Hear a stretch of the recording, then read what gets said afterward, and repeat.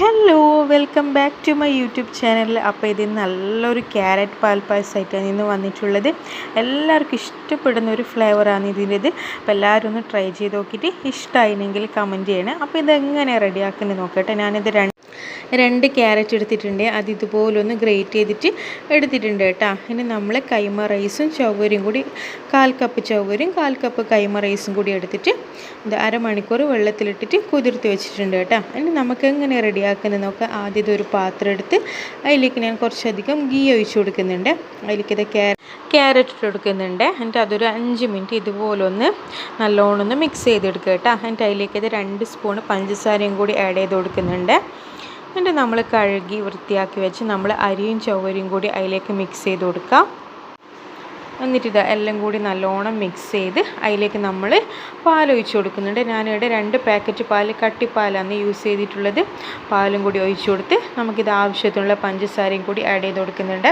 പഞ്ചസാരൻ്റെ അളവ് പറയാത്തത് ചിലവർക്ക് നല്ല മധുരം വേണ്ടി വരും, ചിലവർക്ക് അത്ര മധുരം വേണ്ടി വരില്ല. അതുകൊണ്ടാണ്. അപ്പോൾ ഇത് പഞ്ചസാര ഇട്ട് കൊടുക്കുന്നുണ്ട്. പഞ്ചസാര ഇടുന്ന സമയത്ത് ഹൈ ഫ്ലെയിമിൽ വെക്കരുത് ഒരിക്കലും. ഇതുപോലെ ഫ്ലെയിം ചെറുങ്ങനെ വെച്ചിട്ട് പഞ്ചസാര ഇട്ടിട്ട് നല്ലോണം ഒന്ന് മിക്സ് ചെയ്ത് കൊടുക്കുക കേട്ടോ. എന്നിട്ട് ഇതൊരു പിഞ്ച് ഉപ്പും കൂടി ആഡ് ചെയ്ത് കൊടുക്കുന്നുണ്ട്. അതെന്തിനാണെന്ന് വെച്ചാൽ ആ പഞ്ചസാരൻ്റെ അളവിലൊന്ന് ബാലൻസ് ചെയ്യാൻ വേണ്ടിയിട്ടാണ് ഉപ്പിടുന്നത്. നമ്മളെ നാട്ടിലെല്ലാം ഉപ്പിടും കേട്ടോ, വേറെ നാട്ടിലിടുമോ എന്നറിയില്ല. എന്നിട്ടിത് എല്ലാം കൂടി നല്ലോണം ഒന്ന് മിക്സ് ചെയ്ത് നല്ല തിളപ്പിച്ച് നല്ലോണം കുറുക്കി എടുക്കണം കേട്ടോ. ഈ പായസം ഏകദേശം ഒരു മണിക്കൂറിൻ്റെ അടുത്ത് ഉള്ള പണിയുണ്ട് കേട്ടോ ഇതിന്. പായസം ഉണ്ടാക്കുമ്പോൾ എപ്പോഴും നമ്മൾ സമയം എടുത്ത് ചെയ്യണം, എന്നാലേ അതിൻ്റെ ടേസ്റ്റ് കിട്ടും കേട്ടോ. അപ്പോൾ ഇത് നല്ലോണം കുറുക്കി എടുക്കണം കേട്ടോ.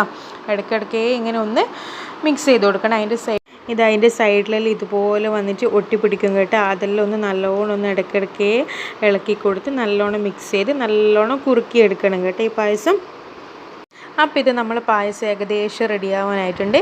ഇനി ഇത് ഞാൻ അതിലേക്ക് കുറച്ച് ഏലക്കായ് പൊടിച്ചതും കൂടി ഇട്ട് കൊടുക്കുന്നുണ്ട്. കുറച്ച് മതി കേട്ടോ. അതും കൂടി ഇട്ട് കൊടുത്ത് കുറച്ച് മിൽക്ക് മെയ്ഡും കൂടി ഒഴിച്ച് കൊടുക്കുന്നുണ്ട്. മിൽക്ക് മെയ്ഡ് വേണ്ടെങ്കിൽ ഒഴിക്കേണ്ട നിർബന്ധമൊന്നുമില്ല കേട്ടോ, അല്ലാണ്ട് നല്ല ടേസ്റ്റ് ഉണ്ട്. അതിലേക്ക് കുറച്ച് നട്ട്സും കൂടി മുറിച്ചിട്ട് കൊടുക്കുന്നുണ്ട്.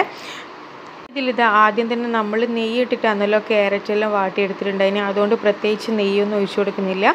അപ്പോൾ അത്രയേ ഉള്ളൂ. നല്ലൊരു പായസമാണിത്. അപ്പോൾ എല്ലാവരും ട്രൈ ചെയ്ത് നോക്കിയിട്ട് ഇഷ്ടമായിരുന്നെങ്കിൽ ലൈക്ക് ചെയ്യുക, ഷെയർ ചെയ്യുക, കമൻറ്റ് ചെയ്യുക, സബ്സ്ക്രൈബ് ചെയ്യുക. അപ്പോൾ ഇത് പുതിയ വീഡിയോ ആയിട്ട് അടുത്ത ദിവസം വരാം കേട്ടോ. അതുവരെ ടാറ്റാ.